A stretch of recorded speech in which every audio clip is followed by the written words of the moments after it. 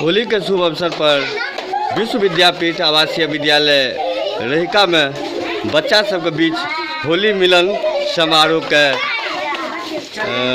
झलक हम प्रस्तुत कर रहा छी। सबके बच्चा सब काफ़ी खुश है।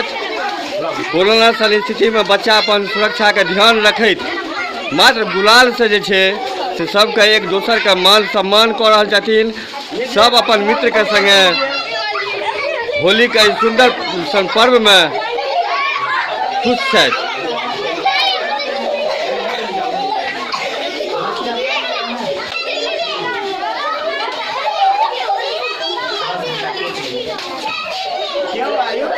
बहुत खुश है आप। शालिनी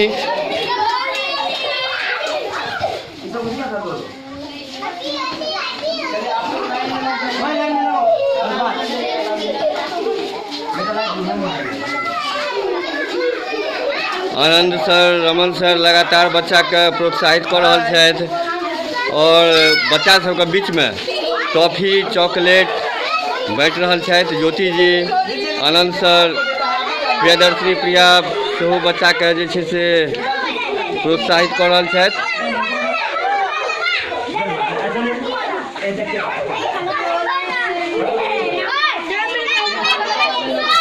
हैप्पी होली बच्चे लोग, happy Holi, happy Holi, happy Holi.